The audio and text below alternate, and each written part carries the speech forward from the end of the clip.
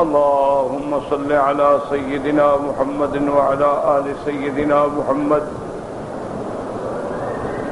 كما صليت على إبراهيم وعلى آل إبراهيم في العالمين إنك حميد مجيد. أعوذ بالله من الشيطان الرجيم. بسم الله الرحمن الرحيم. وآية لهم الأرض الميتة أحييناها وأخرجنا منها حبا فمنه يأكلون وجعلنا فيها جنات من نخيل وأعناب وفجرنا فيها من العيون ليأكلوا من ثمره وما عملت أيديهم أفلا يشكرون. سبحان الذي خلق الأزواج كلها مما تنبت الأرض ومن أنفسهم ومما لا يعلمون. وآية لهم الليل نسلخ منه النهار فإذا هم مظلمون والشمس تجري لمستقر لها ذلك تقدير العزيز العليم. والقمر قدرناه منازل حتى عاد كالعرجون القديم. لا الشمس ينبغي لها أن تدرك القمر ولا الليل سابق النهار وكل في فلك يسبحون. اللہ تبارک و تعالی نے کلام مقدس کی ان آیات مبارکہ میں اس بات معاد پر دلائل کا ذکر فرمایا ہے. اللہ تعالیٰ کے قرآن پاک میں اور فرامین محمد مصطفیٰ صلی اللہ علیہ وسلم میں تین مسائل جو ہیں وہ بڑے مہم ہیں، اہم ہیں، اصول ہیں. سب سے پہلا مسئلہ توحید ہے. توحید میں پھر ساری اقسام آ جاتی ہیں. توحید الوہیت ہے، توحید ربوبیت ہے، توحید فی الاسماء والصفات ہے. اور جب توحید کا ذکر آئے گا، اس بات آئے گا تو شرک کی نفی خود بخود آ جائے گی. دوسرے نمبر پہ مسئلہ ہے نبوت و رسالت، کہ جیسے اللہ کی الوہیت پہ، وحدانیت پہ، ربوبیت پہ، خالقیت پہ، مالکیت پہ، رزاقیت پہ ایمان ہے، اسی طرح اللہ نے جتنے نبی، جتنے رسول بھیجے ان سب پر بھی ایمان. یہ اہم مسئلہ ہے. یعنی توحید پر ایمان ہو، نبوت پہ نہ ہو، بندہ کافر. اور نبوت پر ایمان کا معنی یہ ہے کہ تمام انبیاء، تمام رسولوں پر ایمان ہو. اور ایمان بھی اسی طرح ہو جس طرح قرآن و حدیث میں ہے. اپنی طرف سے نہ ایمان لے آئے کہ کوئی کہے نور ہیں، کوئی کہے اللہ کا ٹکڑا ہے، کوئی کہے اللہ کا جز ہیں، کوئی کہے لباس بشر میں. نہیں، جو اللہ نے قرآن میں فرمایا ہے وہ حق.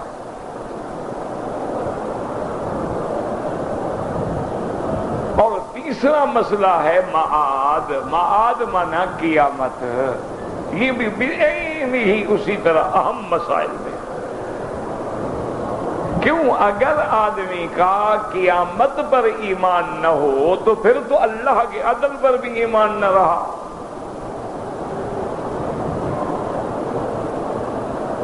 ہمارا ایمان ہے کہ اللہ کا ہر فیصلہ عدل پہ ہے. تو کافر مزے کریں دنیا میں اور قیامت بھی نہ ہو، آخرت میں مسلمان کو بھی کچھ نہ ملے تو اچھا عدل ہو گیا. یہاں بھی مسلمان مار کھائے، مرنے کے بعد بھی مار کھاتا رہے. تو جس کا قیامت پر ایمان نہیں ہویا اس کا اللہ کے عدل پر بھی ایمان نہیں. جس کا قیامت پر ایمان نہیں اس کا اللہ کی قرآن پہ، انبیاء پہ، ملائکہ پر بھی ایمان نہیں. کیونکہ خبر دینے والے کون ہیں؟ محمد مصطفیٰ. خبر لانے والے کون ہیں؟ جبرائیل. خبر کہاں ہے اللہ کے قرآن میں؟ تو جب قیامت پہ ایمان نہیں، نہ قرآن پہ ایمان، نہ ملائکہ پہ ایمان، نہ حضور پہ ایمان. تو یہ اتنا اہم مسئلہ ہے، یاد رکھیں.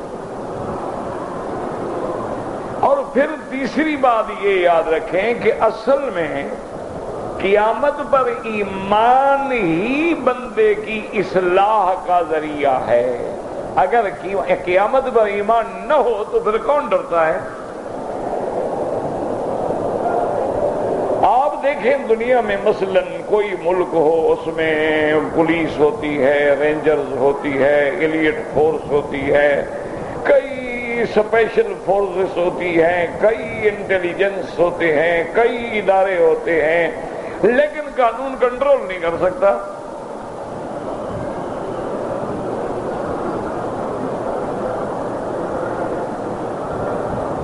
وجہ یہ ہے، یاد رکھو کہ مثلا ایک محلے کی 20,000 کی آبادی ہے. اب ایسی کون سی فورس ہے جو ہر وقت 20,000 آدمی پہ نظر رکھے؟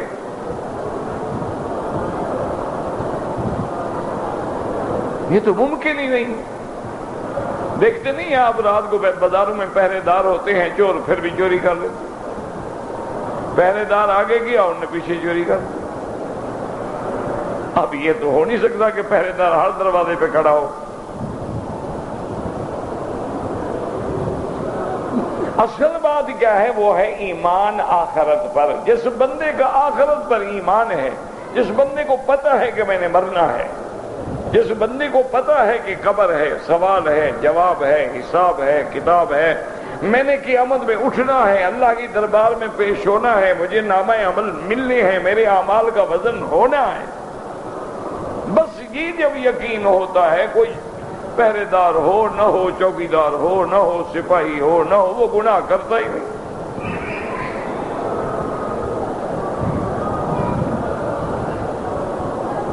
اسی لیے یعنی ایک دفعہ پرانی بات ہے کہ یورپ میں، مجھے یاد نہیں ہے کون سا شہر تھا، وہاں یہ جماعت تبلیغ والوں کا کوئی 2 روز کا، اللہ عالم 3 روز کا اجتماع تھا، جو مجھے وہاں دوستوں نے بتایا.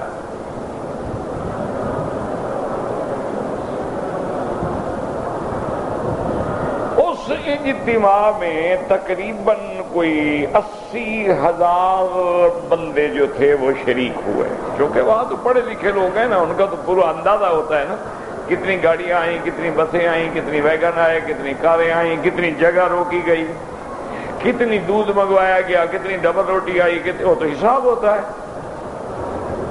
تو 80,000 آدمی نے وہاں شرکت کی.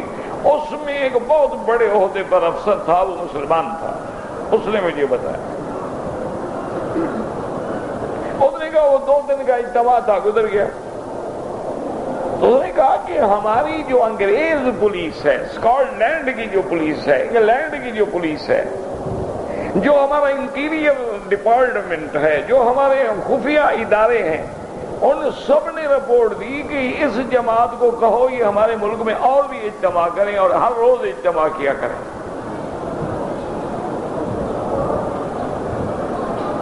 کیوں؟ بھی انہوں نے کہا کہ عجیب بات ہے، 80,000 آدمی اکٹھا ہوتا ہے، کوئی کسی کو تھپڑ بھی نہیں مارتا.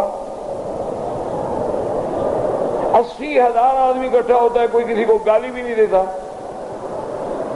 80,000 آدمی اکٹھا ہوتا ہے، نہ دودھ پہ لڑائی، نہ چائے پہ لڑائی، نہ پانی پہ لڑائی، نہ روٹی پہ لڑائی، نہ نماز پہ لڑائی. 5 وقت نماز پڑھتے ہیں، تہجد پڑھتے ہیں، اشراق پڑھتے ہیں، تقریریں سنتے ہیں، کوئی جھگڑا نہیں. جیسے آئے اسی طرح چپ کر کے چلے گئے، کوئی مثبت پتہ ہی نہیں کسی کو کب آئے تھے کب چلے گئے. انہوں نے کہا اتنا بڑا ڈسپلن تو دنیا کی کوئی بڑی سی بڑی فوج نہیں قائم کر سکتی. تو ان کو دیکھ کے ہمارے لوگ جو ہیں سیکھیں گے، انہیں ہدایت ہوگی بھی امن کیا چیز ہے. تو اب ان میں لڑائی کا نہ ہونا، مثلا میں نے کبھی رائے ونڈ بھی نہیں دیکھا، اتفاق کی بات ہے، وہ جگہ بھی دیکھی، اجتماع تو بڑی بات ہے نا، مجھے اس جگہ کا بھی پتہ نہیں ہے۔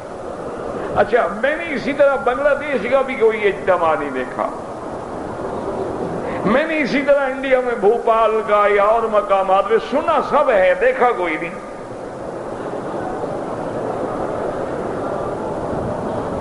جو سنا ہے محتاط اندازے میں وہ کہتے ہیں کہ جی وہاں رائے ونڈ میں 6 سے 8 10 لاکھ کے درمیان اجتماع ہوتا ہے۔ یہ تو پھر اخباریں ہوتی ہیں نا، 30 لاکھ 40 لاکھ 50، یہ تو ایسے ہوتی ہے جیسے کہہ دیتی ہیں 50 لاکھ آدمی نے حج پڑھا ہے۔ 50 لاکھ آدمی تو آ ہی نہیں سکتا، اللہ کے بندے کیسے حج پڑھا ہے؟ وہ تو ریکارڈ ہے، پاسپورٹ ہے، ویزا ہے، ہر چیز درج ہے، کہاں سے 50 لاکھ اڑ کے آ گیا اوپر سے؟ اب جیسے کوئی آدمی کہہ دے کہ جی جمعہ کے دن 30 لاکھ آدمی تھا، وہ 30 لاکھ آدمی مسجد میں آ ہی نہیں سکتا، کیسے 30 لاکھ آدمی تھا؟ یہ تو 5 لاکھ آدمی کی جگہ ہے، اندر باہر سارا ملا کر۔ وہ بھی 5 لاکھ آدمی اگر بٹھا دیا جائے، کھڑا کرو تو 3.5 لاکھ آدمی کی جگہ ہے۔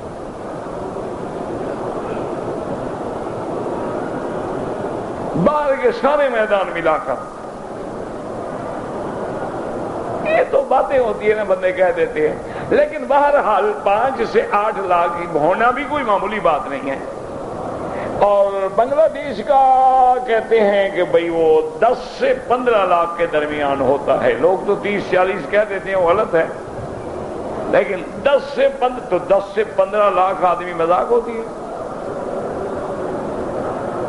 کہ 15 لاکھ بندہ ایک جگہ جمع کرو، وہ اپنا کرایہ بھر کے آئے، وہاں خود رہے، بھوکا رہے، پیاسا رہے، کنٹین پہ کھانا کھائے اور وہیں پانی پیے، وہیں وضو کرے، اجتماع میں بیٹھے، تقریریں سننے، وہیں رات گزارے، چلا جائے، کوئی جھگڑا نہ ہو، کوئی لڑائی نہ ہو۔ کون سا اس ڈسپلن ہے جو اس نے قائم کیا؟ وہ اللہ پر یقین ہے کہ بھئی میں دین کے لیے آیا ہوں، میں اسلام کے لیے آیا ہوں، میں ایمان کے لیے آیا ہوں، پتہ نہیں لاکھوں بندوں کی دعا ہے اللہ میری عاقبت بھی اچھی کر دے، وہ تو مانگنے آیا ہے، وہ لڑے گا کیوں؟ اس کا اللہ پر ایمان ہے، اس کو پتا ہے کہ میں نے جب اللہ اکبر میری ہر حرکت میرا اللہ دیکھ رہا ہے۔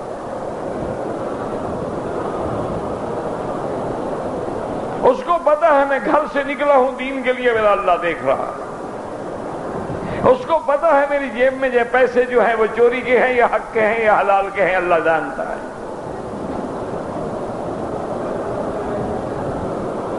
اللہ اکبر۔ تو اصل وجہ کیا ہے؟ ایمان آخرت۔ اگر آخرت پر ایمان ہے، چاند کا ٹکڑا ہو، عورت ہو، تنہائی ہو، روکنے والا بھی کوئی نہ ہو، گناہ نہیں کرے گا۔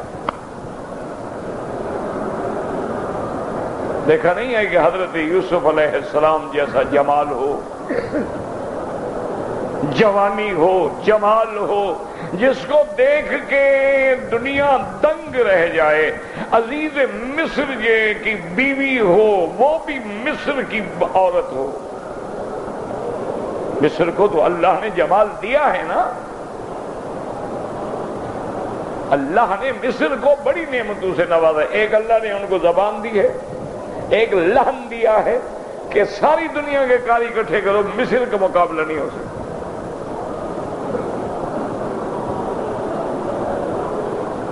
اور اللہ نے ان کو زبان بھی ایسی دی ہے، ماشاءاللہ، ایک مصری کھڑا کر دو نا تو ماشاءاللہ دنیا کو پاگل کر دیں۔ ایک دفعہ حج پہ ایک آدمی کھڑا ہوا، حج کے مجمع ایسے تقریر کی، وہ ہزاروں لوگوں کا مجمع ہو گیا اور لوگ بیچارے بھاگے، اجازت ہے، کون ہے عالم؟ انہوں نے کہا میں تو جامع ازہر کے باہر شکرکندیاں بیچتا ہوں۔ لوگ فارغ بیٹھے تھے، کھڑا ہو گیا، میں کوئی مولوی نہیں۔ تو کچھ یہاں کے ہمارے بھائی ناراض ہونے لگے کہ پھر تم لوگ یہاں کیسے کرتے ہو؟ انہوں نے کہا تم لوگ کیا مانا؟ انہوں نے کہا باہر سے آ کے ہم پر روپ ڈالتے ہو۔ انہوں نے کہا تم باہر سے، ہم تو باہر سے نہیں آئے، مکہ تو ہم نے آباد کیا، اسماعیل علیہ السلام کی ماں مصر سے تھی، بیوی مصر سے تھی، ہم پہلے تھے، تم پہلے تھے۔ یہاں دھوپ کھڑی ہو گئی جناب حضرت کو۔ انہوں نے کہا مکے کو تو ہم نے آباد کیا، کیا بات کر رہے ہو؟ کعبہ ابراہیم اسماعیل نے بنایا، اسماعیل علیہ السلام کی ماں مصر سے تھی، بیوی مصر سے تھی، اولاد مصر سے تھی، تو ہم لوگ پہلے تھے، تم پہلے تھے؟ چپ، اگلا بالکل خاموش. اچھا وہ شکر گندی بیچنے والا مولوی بھی نہیں، عالم بھی نہیں. اللہ نے زبان دی ہے، یہ اللہ کا انعام ہے، جس کو چاہیں دے دے. تو اب اتنا ہم دیکھو کہ عزیز مصر ہو، اس کی بیوی ہو، اور جس پر ڈورے ڈال رہی ہے وہ خریدا ہوا غلام ہے. یہ بھی نہیں کہ تنخواہ دار نوکر ہے، خریدا ہے بازار میں. اس دور میں غلام بکتے تھے، لڑکیاں بکتی تھیں، لڑکے بکتے تھے. حضرت یوسف بکے اور انہیں خریدا پیسے سے. وہ تو غلام ہے، خرید شدہ ہے، جو چاہیں کریں.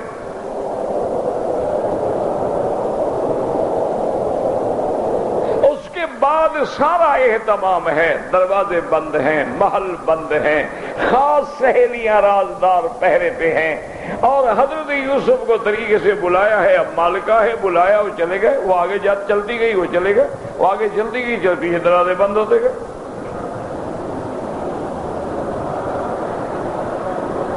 اب یہاں یعنی آپ دیکھیں کہ حسن، جمال، اور عورت خود دعوت دے رہی ہے، مرد نہیں دعوت دے رہا.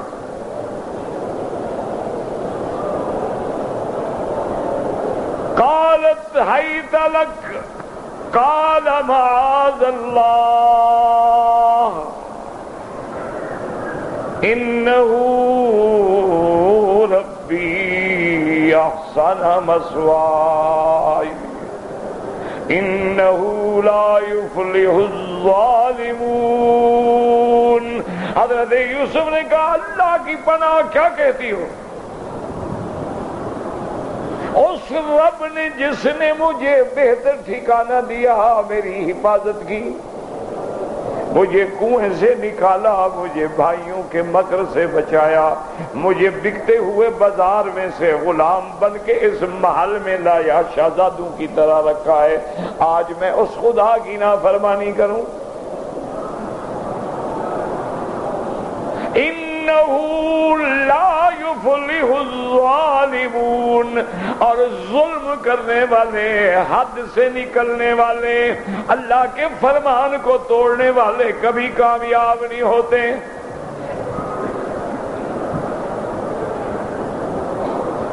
قرآن کہتا ہے وَلَقَدْ هَمَّتْ بِهِ وَهَمَّ بِهَا لَوْلَا أَن رَأَىٰ بُرْهَانَ رَبِّهِ.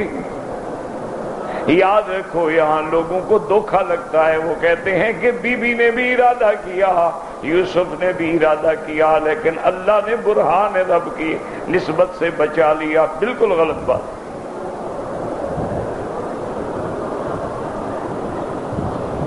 دونوں کے درمیان میں وہاں عاطفہ ہے، یاد رکھو. وَلَقَدْ هَمَّتْ بِهِ. اللہ نے یہ نہیں فرمایا ہم بِهِمَا، ہمت بھی، ہم بہا نہیں. وَلَقَدْ ہمت بِهِ وَهَمَّ بِهَا. یہاں با قسمیہ ہے، لام تا ابتدائیہ ہے، قد حرف تحقیق ہے. اللہ قسم کھا کے فرماتے ہیں کہ مجھے پکی بات ہے کہ بی بی امرأت العزیز نے ارادہ کیا، وَهَمَّ بِهَا، اور یوسف نے بھی ارادہ کیا. میرا مولا کیا ارادہ فرمایا؟ اس نے گناہ کا ارادہ کیا، پکڑنے کا ارادہ کیا، اس نے بھاگنے کا ارادہ کیا. دونوں کے ارادے میں فرق ہے. یہ تھوڑا ہے کہ اس نے بھی ارادہ کیا، اس نے بھی ارادہ کیا. اور پھر فیصلہ، قرآن کہتے ہیں فیصلہ تمہارے سامنے موجود ہے کہ سامنے عزیز مصر آ گیا. عزیز مصر آنے کے بعد عورت یکدم پلٹ گئی. عورت کی تو فطرت ہے نا جی، خود گناہ کے لیے بلائے گی، پھر خود پکڑوائے گی، خود گواہی دے گی. قالت ما جزاء من اراد بأهلك سوءا الا ان يسجن او عذاب علیم. کہنے لگی وزیر عزیز دیکھو غلام ہو کے تیرے گھر کے ساتھ برا ارادہ کرتا ہے، اس کو جیل میں ڈال دو، اس کو عذاب دردناک دو، کوڑے مارو اس کو۔ عزیز کھڑا ہے، یوسف کھڑا ہے،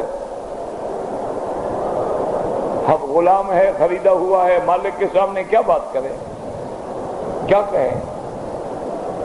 کہے مالک کا خراب ہے تب بھی تو بات نہیں سجتی نا، کہے کہ جناب چھپ کر کے ہی راودتنی عن نفسی، انہوں نے کہا میں نے تو گناہ نہیں کیا، نہ میں نے خواہش کی، نہ میں نے ارادہ کیا، نہ میں نے بہلایا، نہ پھسلایا، نہ اشارہ نہ کہ نہ، اسی نے جو کچھ کیا اسی نے کیا ہے۔ وَشَهِدَ شَاهِدٌ مِّن أَهْلِهَا، اللہ نے گواہ پیدا کر دیا۔ اب اس نے کیا فیصلہ کیا؟ إِن كَانَ قَمِيصُهُ قُدَّ مِن قُبُلٍ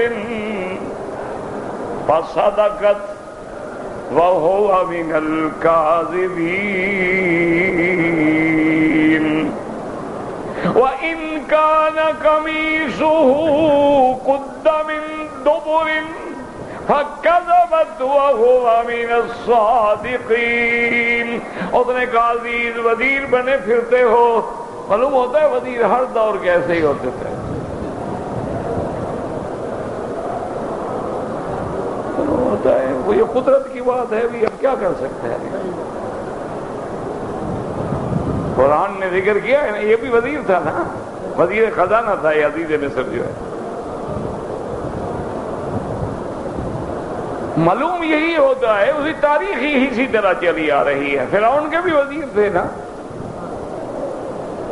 جب ایک اللہ والے کو، ایک مجاہد اسلام کو، ایک محمد کے دین کے پروانے کو حجاج ابن یوسف نے سزائے موت سنائی تو وہ ہنس پڑے۔ حجاج ابن یوسف نے کہا کہ جاؤ اس کی گردن اڑا دو، وہ ہنس پڑا۔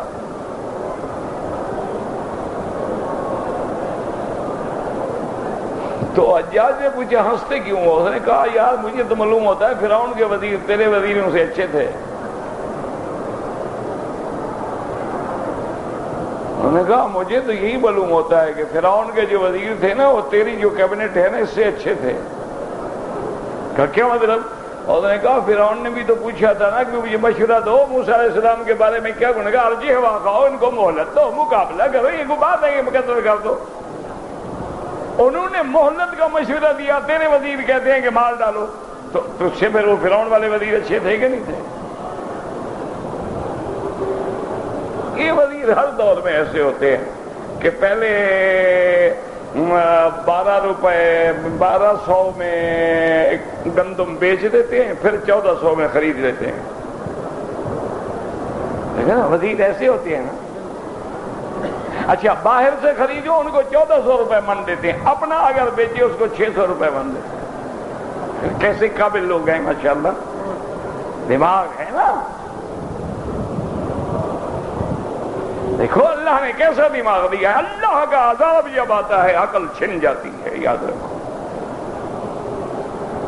دعا کرو اللہ ہدایت کے فیصلے کرے، اللہ ہدایت دے۔ ہمارے کوئی دشمن نہیں، ہمیں تو کوئی الحمدللہ، ہم تو سیاست پہ لعنت بھیجتے ہیں، ہماری سیاست تو اسلام ہے، دین ہے، قرآن ہے۔ ہمیں کیا کون ہو کوئی ہو، لیکن ایک اندھا بھی جانتا ہے کہ ایک چیز پہلے 1200 پہ خود بیچ دو، اس میں بھی کما لو، کہ 600-700 پہ خریدا 1200 پہ بیچ دیا، پھر جب ضرورت پڑے پھر 1400 پہ خرید لو، اس میں بھی کماؤ۔ اچھا اپنے بندے سے خریدو تو 600 روپے میں، غیر سے خریدو تو 1400 روپے میں۔ عقل کا اندھا بھی جانتا ہے یار یہ کون سی بڑا ایسی بات ہے، گورا کا دھندا ہے جو سمجھ نہیں آتا۔ تو اس نے گواہ نے کہا، اس نے کہا وزیر صاحب عقل شکل ہے ہمارے ہے؟ اس نے کہا عقل تو ہے۔ اس نے کہا کیا عقل ہے؟ یوسف کا قمیص دیکھ لو، آگے سے پھٹا ہے تو تیری بیوی ٹھیک کہہ رہی ہے، یوسف جھوٹ بول رہا ہے کہ وہ بچنے کی کوشش کرتی رہی اور یہ کوشش کرتا رہا، آگے سے قمیص پھٹ گیا، آمنے سامنے لڑائی ہوتی رہی نا۔ اور اگر قمیض یوسف کا پیچھے سے پھٹا ہے تو پھر مانا یوسف بھاگ رہا تھا، قصور تیری بیوی کا ہے جو پکڑ رہی تھی اس کو. فَلَمَّا رَأَىٰ قَمِيصَهُ قُدَّ مِن دُبُرٍ، اب جب غور کر کے قمیض دیکھا تو یوسف کی قمیض پیچھے سے پھٹی ہوئی ہے. اب مان گیا، بیوی کو کہنے لگا اِنَّهُ مِن كَيْدِكُنَّ، کہنے لگا یہ تمہارا مکر ہے، یوسف کا کوئی گناہ نہیں. یوسف اعرض عن ھذا، یوسف بھول جاؤ، بس چھوڑو اس قصے کو، میری عزت کا مسئلہ تو ہے نا، یقین ہے کہ میری بیوی گناہ گار ہے. واستغفری لذنبک، توبہ کرو تم اللہ سے گناہ کی. انک کنت من الخاطئین، اصل خطا کار تم ہو، یوسف بری ہے. یہ سب کچھ جاننے کے بعد یوسف کو جیل بھیج دیا. ٹھیک ہے کہ نہیں؟ وزیر ایسے ہوتے ہیں بھائی، جب تو قصور تمہاری بیوی کا ہے، جیل میں یوسف جانا ہے. یہی ہوتا ہے، بے گناہوں کو جیلوں میں ڈالا جاتا ہے، گناہ گار تو دن دنا کے پھرتے ہیں. یوسف بے گناہ ہے لیکن جیل میں بھیجو جی. کیوں جیل میں بھیجو جی؟ بیوی تو ناراض نہ ہونا، رات گھر بھی تو جانا ہے نا.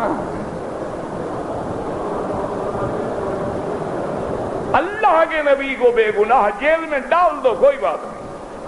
تو یاد رکھو. اب دیکھو تو دونوں کا ارادہ کیا تھا. زلیخا کا ارادہ کیا تھا؟ زلیخا تو خیر قرآن میں نام ہی نہیں ہے، تو لوگوں نے گھڑا ہوا ہے. وہ امراۃ العزیز ہے، اس کا نام کوئی کہتے ہیں رائیل ہے، اللہ عالم. بہرحال امراۃ العزیز کا ارادہ پکڑنے کا تھا، یوسف کا ارادہ. اب دونوں کے ارادے میں فرق نکل آئے کہ نہیں؟ وَلَقَدْ هَمَّتْ بِهِ وَهَمَّ، اس نے ارادہ کیا پکڑنے کا، اس نے ارادہ کیا بھاگنے کا. اچھا، اللہ قرآن میں فرماتے ہیں كَذَلِكَ لِنَصْرِفَ عَنْهُ السُّوءَ وَالْفَحْشَاءَ. قرآن پڑھا کرو. اللہ فرماتے ہیں ہم نے اس برائی کو، گناہ کو یوسف کی طرف سے پھیر دیا. کیا مانا؟ یعنی گناہ آ رہا تھا، یوسف تو نہیں آ رہا تھا نا. کس کو پھیرے؟ یہ نہیں کہا کہ ہم نے یوسف کو پھیر لیا. وہ گناہ جو آ رہا تھا انہیں اس کو پھیر لیا. یوسف کو تو گناہ تھا ہی نہیں، وہ تو پاک تھا، معصوم تھا، وہ تو نبی تھا.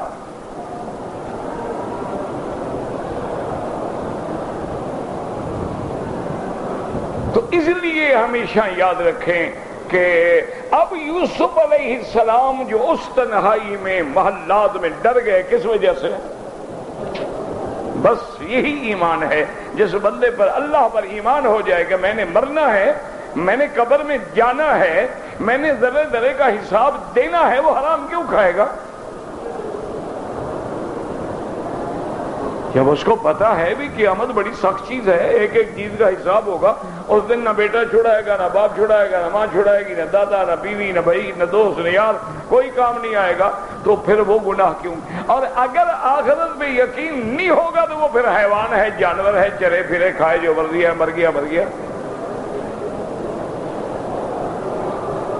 اور قیامت کو یہ نہ کہیں کہ میں قیامت ہوگی، نہ. اللہ فرماتا ہے یقین ہو، یقین کامل ہو کہ قیامت سامنے ہے. اسی لیے بزرگ کہتے ہیں نا کہ مراقبہ موت، کہ علیحدہ بیٹھ کے غور کیا کرو میں نے مرنا ہے. اپنے اوپر حالات طاری کرو، اس کیفیت کو طاری کرو کہ بھئی میں نے مرنا ہے. اور کیا حال ہوگا پتہ نہیں. کوئی غسل دینے والا بھی ہوگا، کفن دینے والا بھی ہوگا، کوئی جنازہ پڑھنے والا بھی ہوگا، کوئی میت اٹھانے والا بھی ہوگا. پتہ نہیں، کوئی سڑک پہ پڑے ہوں گے، کوئی پوچھے گا ہی نہیں. کوئی کوے چیوے کوئی جانور کھا جائیں گے، کوئی پتہ نہیں کدھر گیا. اسی لیے حکم ہے نا کہ قبروں پہ جاؤ، قبرستان میں جاؤ. اس لیے نہیں کہ جا کے سجدے کرو، 11ویں کے دودھ تقسیم کرو، پھول چڑھاؤ. اس لیے جاؤ کہ یہ اللہ والے بندے بھی آج مٹی کے نیچے ہیں، میں نے بھی تو یہی آنا ہے نا.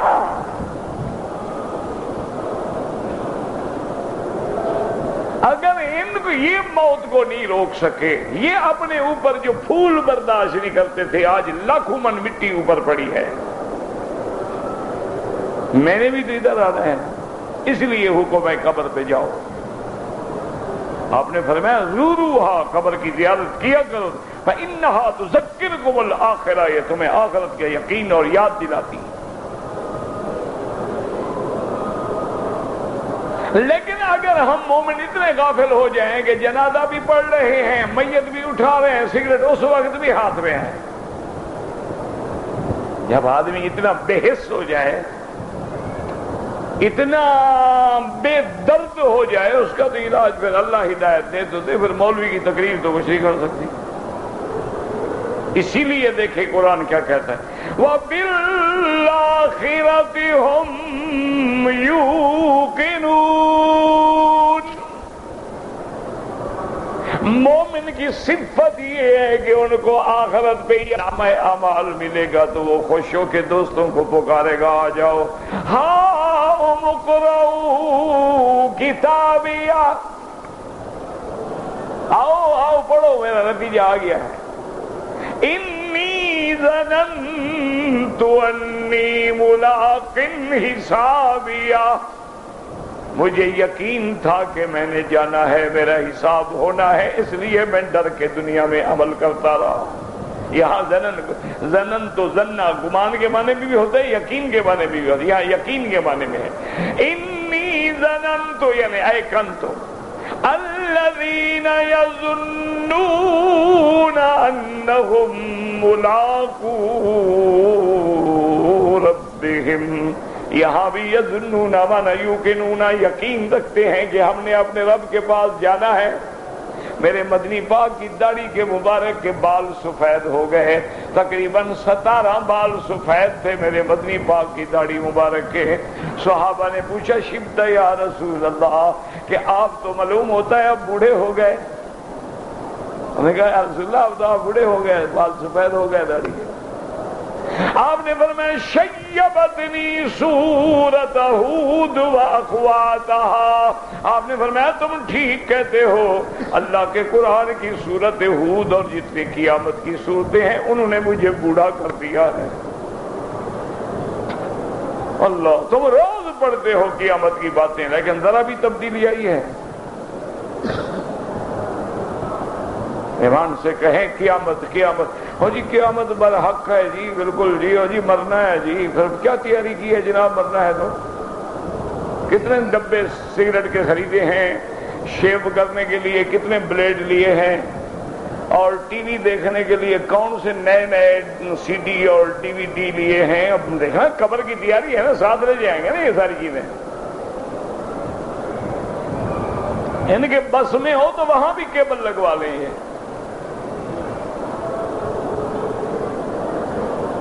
اس لیے یاد رکھو قرآن نے ان 3 مسئلوں پہ بڑا زور دیا ہے، توحید، نبوت اور رسالت اور قیامت۔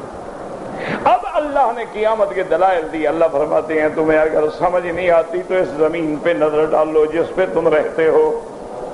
یہ زمین کیسے مردہ تھی، میں نے بارش برسا کے زندہ کیا، اس سے تیرے لیے میں نے کھیت اگائے، اس سے تیرے لیے میں نے باغ بنائے، کھجوریں بنائی، انگور بنائے، ہر چیز بنائی تاکہ میرا بندہ ان نعمتوں سے فائدہ اٹھائے۔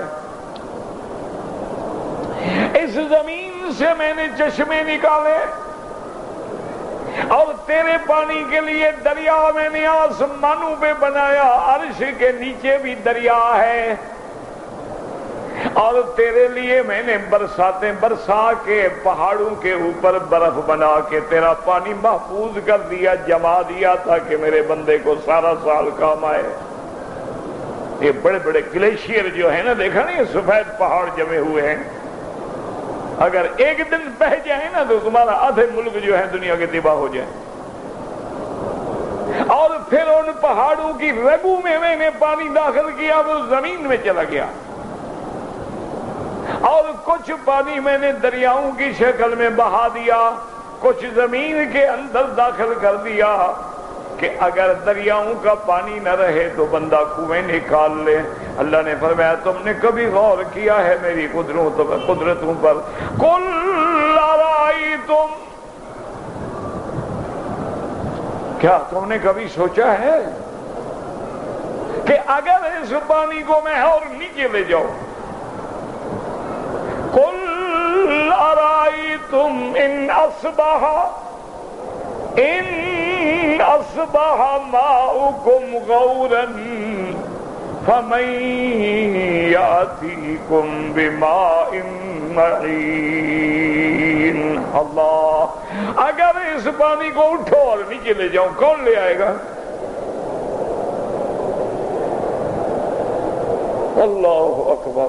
اللہ فرماتے کبھی تم نے غور بھی کیا ہے، کبھی تم نے اس پہ غور بھی کیا کہ یہ ساری چیزیں میں تمہیں دے رہا ہوں، اور پھر ایک گٹھلی ہے، اس سے میں نے کیسے درخت پیدا کیے، اس کا تنا ہے، شاخیں ہیں، ٹہنیاں ہیں، ان پہ پتے ہیں، اس پر بور ہے، پھر وہ پھل بنتا ہے، کوئی چھوٹا ہے کوئی پھل بڑا ہے، کسی کی گٹھلی اندر ہے اور گودا اوپر ہے، اور کسی کا گودا اندر ہے اور گٹھلی اوپر ہے۔ یہ سارا نظام کس نے کیا؟ تم بڑے پڑھے لکھے آدمی ہونا، ایک دفعہ انگور کے انار کے سارے دانے نکال کے باہر رکھ دو، پھر ذرا فٹ کر کے دکھاؤ، پھر ذرا سیٹنگ کر کے دکھاؤ نا مجھے۔ آپ نے شہد کا گھر دیکھا ہے؟ ساری دنیا کے آرکیٹیکٹ اکٹھے کرو، ایسا گھر نہیں بنا سکتے۔ خدا کی قدرت ہے، ایسا گھر بناتی ہے، نہ مثلث ہے نہ مربع ہے نہ مخمس ہے، مسدس گھر ہے۔ اور مسدس گھر جب بنایا جائے تو 1 سینٹی میٹر بھی جگہ ضائع نہیں ہوتی۔ کیسا نظام بنایا ہے؟ پھر راستے ہیں، طرق ہیں، ملکہ ہے، اس کا حراست ہے، پہرے دار ہیں، کہ کوئی مکھی اگر زہریلا مادہ کھا کے آ جائے تو چوکیدار مار مار کے بھگا دیتے ہیں کہ باقی کو بیمار نہ کرے۔ یہ نظام کس نے اس کو سمجھایا؟ نہ ایمان سے کہیں، اللہ کے گھر میں بیٹھے ہو، یہ شہد کی مکھیاں جو کھا پی کے آتی ہیں، پھر شہد بناتی ہیں، چھتا بناتی ہیں، گھر بناتی ہیں، ان کو کس پیر نے سبق سکھایا ہے؟ نہیں، ایمان سے کہو، سیدھی بات تو کرو نا، مکہ مانو نہ مانو، چلو ہم تو وہابی ہیں، پیٹنٹ وہابی ہیں 100%، لیکن تم تو مجھے بتاؤ نا، انہوں نے کس پیر سے بیعت کی ہے؟ ان کو کس پیر نے سمجھایا ہے کہ گھر ایسا بنانا ہے، ایک ملکہ ہونی چاہیے، چوکیدار ہونے چاہیے، حارس ہونے چاہیے؟ اچھا پھر یہ ہے کہ تم اڑ کے جاؤ، میلوں تک چلی جاؤ، واپس اسی چھتے پہ آئے گی، مجال ہے کبھی دوسرے چھتے پہ چلی جائے؟ نہ ایمان سے کہو، اس کو کسی پیر نے سمجھایا؟ اللہ، قرآن نے یہ بھی بتلا دیا کہ کس نے سمجھایا۔ وَأَوْحَىٰ رَبُّكَ إِلَى النَّحْلِ، اللہ فرماتی ہے میں نے اس کے دل میں ڈالا ہے، ان اتخذی من الجبال بیوتا ومن الشجر، کہ پہاڑوں پہ گھر بناؤ، درختوں پہ گھر بناؤ، مما یعرشون، ثم کلی من کل الثمرات، ہر پھل چوسو، فَاسْلُكِي سُبُلَ رَبِّكِ ذُلُلًا، اور میں نے جو تیرے لیے اس راستے بنا دیے ہیں ان پہ سیدھا اڑ کے جاؤ، اسی سے واپس آؤ، کبھی راستہ نہ بھٹکنا۔ کس نے سکھلایا؟ لیکن یاد رکھو، اللہ نے شہد کی مکھیوں کو سکھلایا ہے، وہ اللہ کے حکم پہ چل رہی ہیں کہ نہیں؟ اللہ نے جانوروں کو بتلایا ہے کہ میرے بندے کو دودھ پلاؤ، وہ پلا رہا ہے کہ نہیں؟ یعنی جانور بھی حکم پہ چل رہا ہے، مکھیاں بھی چل رہی ہیں، کہ بندہ نہیں چل رہا۔ اسی لیے قرآن کہتا ہے وَإِنَّ لَكُمْ فِي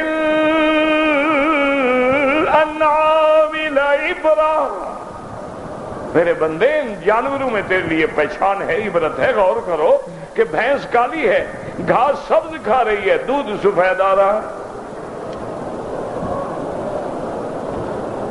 اور من بین فرس و دم،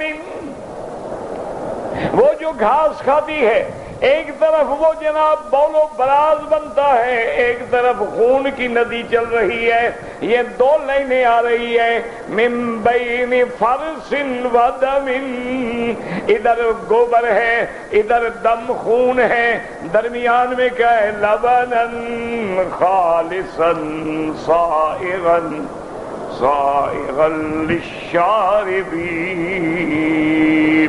اللہ فرماتا ہے درمیان کی جو ندی ہے اس میں دودھ آ رہا ہے، اور میں نے ایسی مضبوط وہ بنائے ہیں، پائپ ایسے مضبوط ہیں، تمہارے پائپ کی طرح نہیں ہے کہ لیک ہو جاتے ہیں تو گٹر کا پانی مکان میں مل رہا ہے، مکان کا پانی گٹر میں مل رہا ہے، وہ ایسے مضبوط ہیں کہ اللہ فرماتے ہیں خبردار اگر خون مل گیا دودھ سرخ ہوگا میرا بندہ نہیں پیے گا، اگر گوبر مل گیا بدبو ہوگی میرا بندہ نہیں پیے گا۔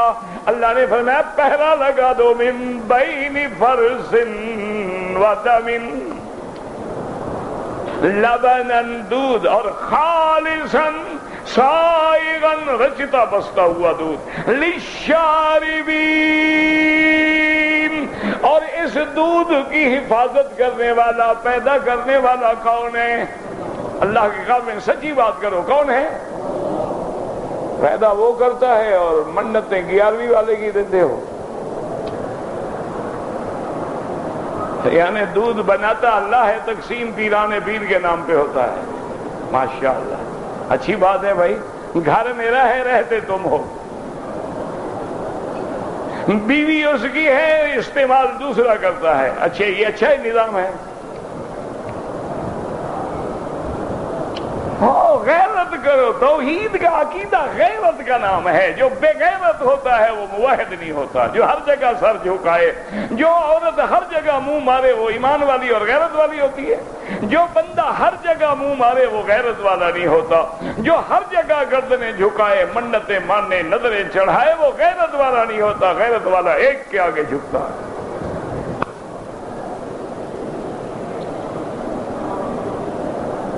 اس لیے اللہ فرماتا ہے کہ یہ سارے دلائل ہیں اور ان پہ غور کرو کہ میں نے تیرے لیے کیا بنایا ہے اور کیسی کیسی میں نے تمہارے لیے چیزیں پیدا فرما دی ہیں۔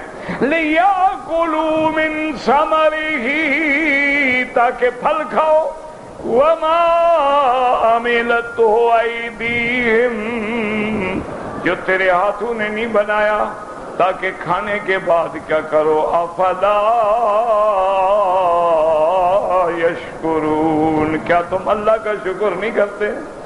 سبحان الذی خلق الازواج کلھا، پاک مقدس ہے وہ ذات جس نے جوڑے بنائے یا جس نے انواع و اقسام کی چیزیں بنائی، مما تنبت الارض، جو زمین اگاتی ہے، ومن انفسہم، اور تمہارے انسانوں میں سے، ومما لا یعلمون، اور ایسی مخلوق میں سے جوڑے بنائے جن کو تم جانتے نہیں ہو۔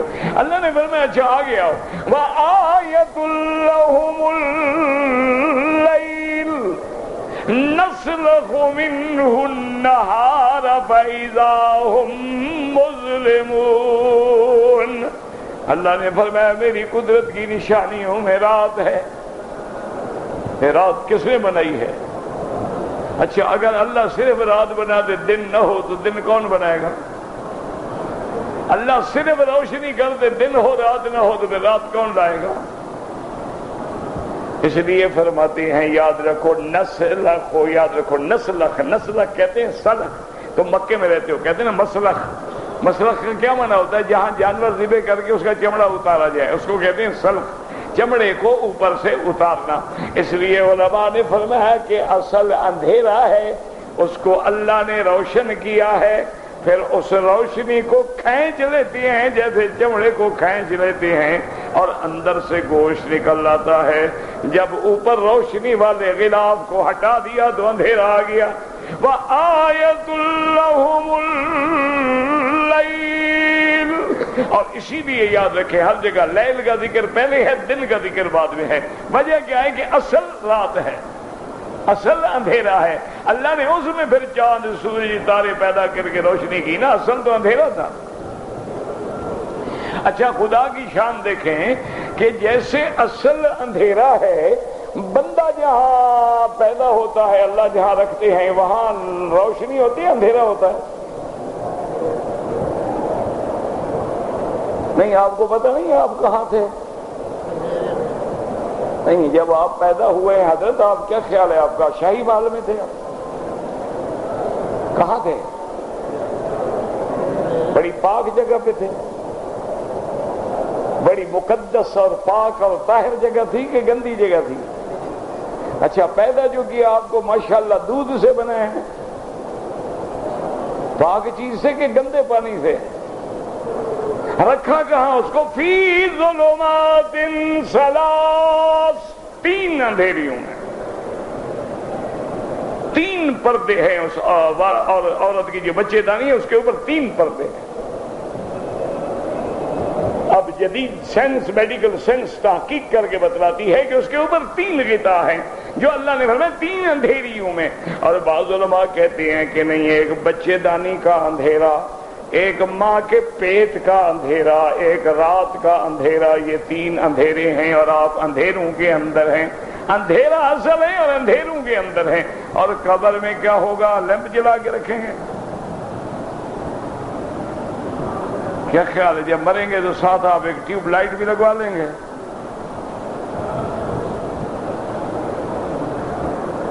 اچھا کوئی بڑا آدمی ہو، کوئی پیر صاحب ہو تو اس کو باہر لگاتے ہیں، اندر تو کبھی لائٹ نہیں لگاتے نا۔ اندر وہ تو بیچارہ اندھیرے میں ہے، لائٹیں تو تمہارے کام آ رہی ہیں۔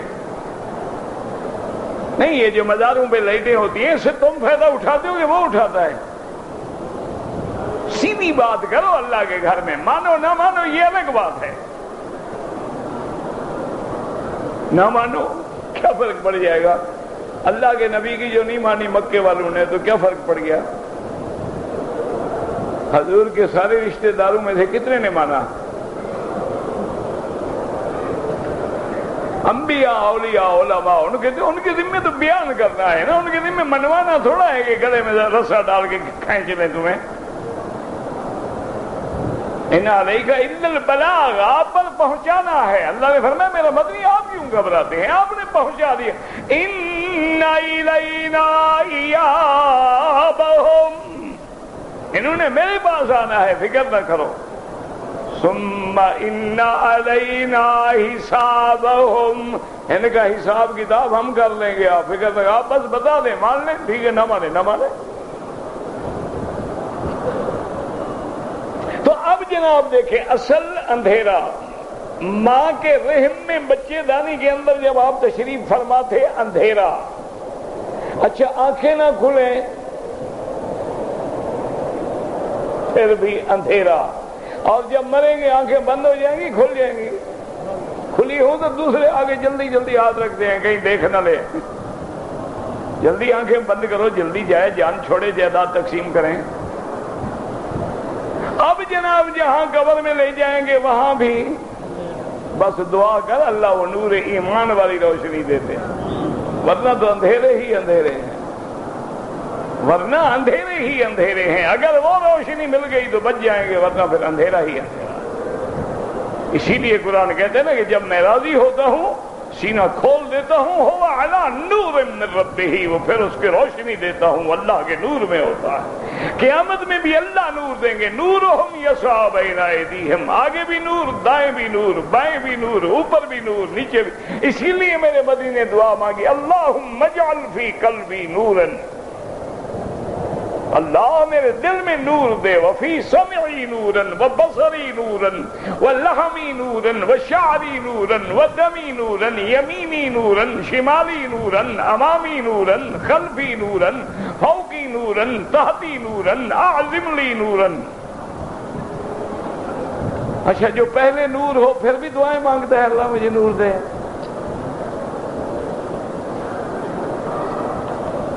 بس کس مسئلے کو روئیں بابا، بس دعا کرو۔ ہم چیختے رہیں گے تم سنتے رہو گے، ہم توحید سناتے رہیں گے تم 11ویاں کھاتے رہو گے، ہم نبی کی سنت بیان کرتے رہیں گے تم 12 کو میلاد مناتے رہو گے، ہم تمہیں حق بتلاتے رہیں گے، شہید کا مقام بتاتے رہیں گے، تم تعدیے نکالتے رہو گے، اپنا اپنا کام کیے چلے جاؤ، تم اپنا کام کرو، ہم اپنا کام کرو۔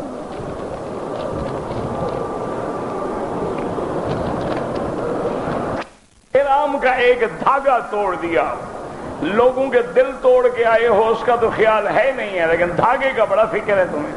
کچھ نہیں ہوتا جناب، اور دھاگے بھی توڑ دو تین، کچھ بھی نہیں ہوتا۔ ماں باپ کی بڑی خدمت کی ہے، ان سے تو دھاگا جوڑا ہوا ہے نا۔ ہاں بس حاجی ہے جی، ڈرے تو دھاگے سے ڈرے، نہ ڈرے تو احرام سارا کھا جائے۔ کی وجہ سے عذاب قبر نہیں ہوتا، یہ معنی نہیں ہوتا، معنی یہ ہے کہ رحمت کا مہینہ ہے، اگر ایمان پہ موت آئے، یہ تھوڑا ہے کہ ابو جہل کو بھی نہیں ہوگا۔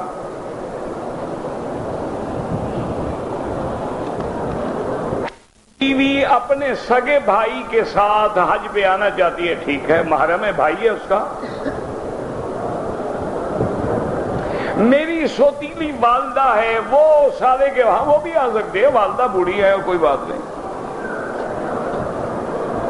بیٹی کا نام عائشہ رکھنا بالکل غلط ہے، میں نے کہا تھا نا، کل بھی پھر وہی رکھ دیا تم نے۔ میں نے کہا تھا نا کہ ایک کا نام عائشہ رکھو، ایک کا مغرب، ایک کا عصر، ایک کا ظہر، ایک فجر، یہ کوئی نام ہے؟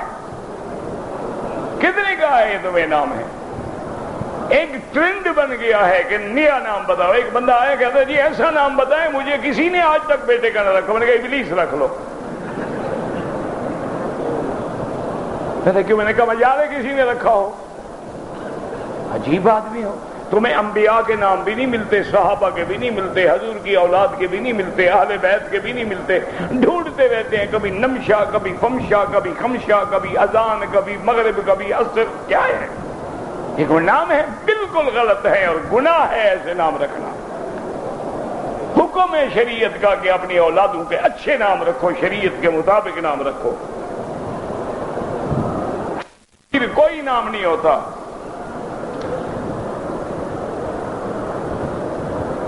انگوٹھے چومنا جو ہے خالص 101% بدعت ہے، اللہ کے قرآن کے خلاف ہے۔ قرآن کہتا ہے جب نام آئے صلو، درود بھیجو میرے نبی پر۔ حضور فرماتے ہیں میرا نام آئے درود پڑھو، یہ نہیں کہا انگوٹھے اپنے چومو، احسان محمد مصطفیٰ پہ کرو۔ وہ عقل کی بات ہے؟ یہ انگریزوں والا بوسہ ہے، دور سے پھینک دو، یہ کون سا بوسہ ہے؟ اگر کوئی ہوٹل میں غسل کر کے مسجد عائشہ جا کے احرام باندھے بالکل ٹھیک ہے، اگر 2-3 طواف اکٹھے کر لے، بعد میں 2 رکعت پڑھ لیں، بالکل جائز ہے۔ ایک آدمی کسی کو پیسے دیتا ہے کہ دم کے 2 جانور لے کر ذبح کرے، اس نے جانور نہیں لیے تو دم ادا نہیں ہوا جب تک کہ جانور لے کے ذبح نہ کیے جائیں، ادا نہیں ہوگا۔ تم جانو وہ جانے۔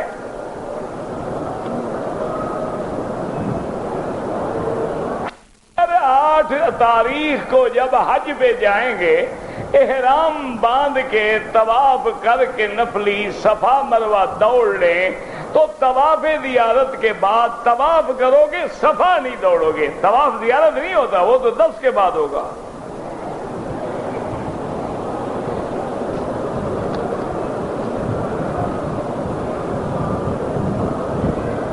ایک میں نے عمرہ کیا تھا میقات سے، دوسرا میں نے کیا ہے پتہ نہیں کہاں سے، مدینے سے، ٹھیک ہے، جو نہیں مانتے نہ مانے۔ میقات سے عمرہ کرو گے، مدینے سے آ رہے ہو تو مدینہ بھی تو میقات ہے نا۔ اب اگر عقل میں نہ آئے تو کیا کرے آدمی؟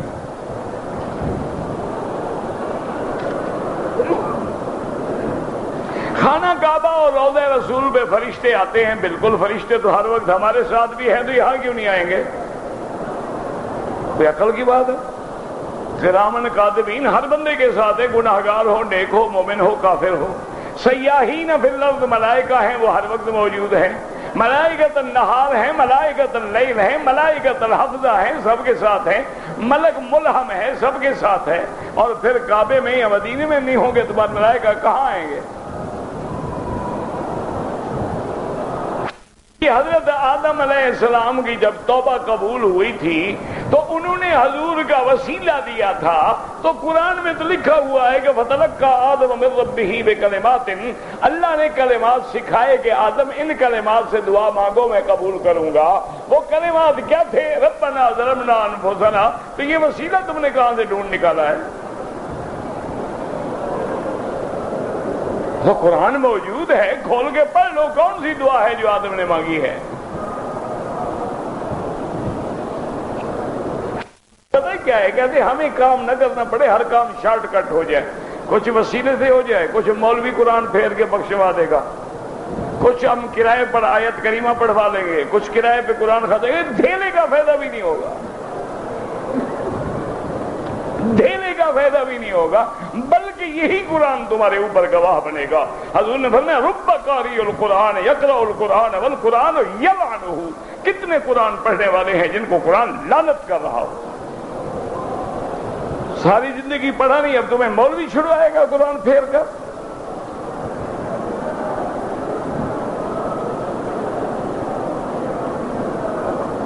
اگر اتفاق سے سر پہ چادر آ گئی ہے حرام کی، کچھ ہی نہیں ہوتا۔ میں نے صفا بھی کیا ہے، طواف بھی کیا ہے، بال نہیں کٹ رہا ہے، میرے پاس پیسوں کی گنجائش نہیں، 30,000 بھر کے مکے شریف تشریف لے آئے ہو، باقی 2 روپے کی گنجائش نہیں تھی۔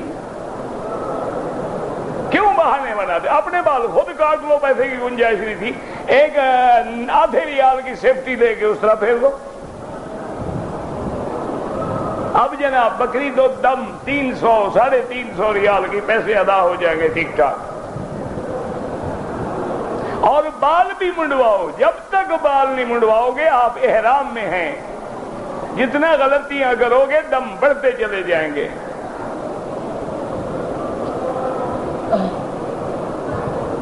یہ نور بشر کا جھگڑا کیوں ہوا؟ انگریزوں نے کیا۔ 1200 سال پہلے مجھے دکھا دو حضور کے زمانے سے پہلے کوئی جھگڑا ہو۔ کافر کہتے تھے کہ ہم نہیں مانتے بشر۔ مسلمانوں میں تو کبھی جھگڑا نہیں ہوا، مسلمانوں میں تو انگریزوں نے جھگڑے کرائے ہیں۔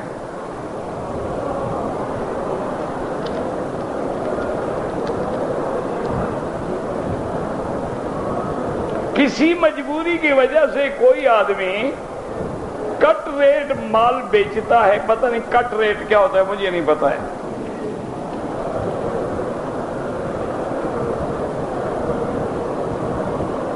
ایک عورت برقع منہ سے نہ ہٹائے نماز ہوگی بالکل ہوگی، لیکن ہٹا کے نماز پڑھے تو گناہ نہیں ہوگا۔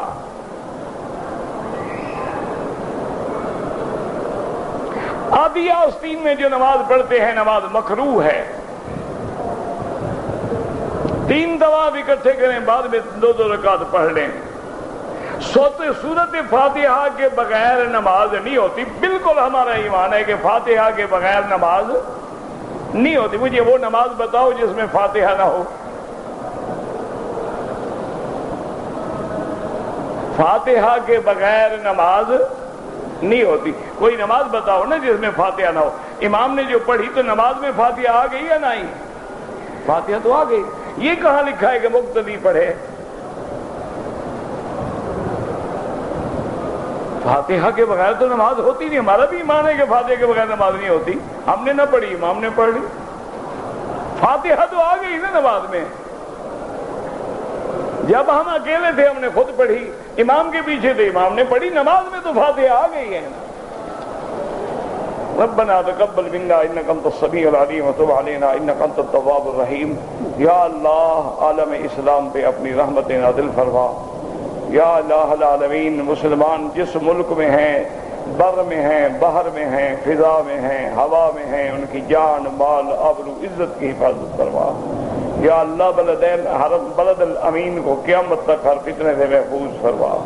یا اللہ بیماروں کو شفا عطا فرما، بے حیاؤں کو حیا عطا فرما، بے اولادوں کو اولاد عطا فرما، بے دینوں کو دین عطا فرما، قرض داروں کے قرض عطا فرما، جن کے رزق میں تنگی ہے اپنے خزانہ غیب سے رزق کے دروازے کھولتے۔ یا اللہ جن کے گھروں میں بچیاں ہیں ان کے رشتے آسان فرما۔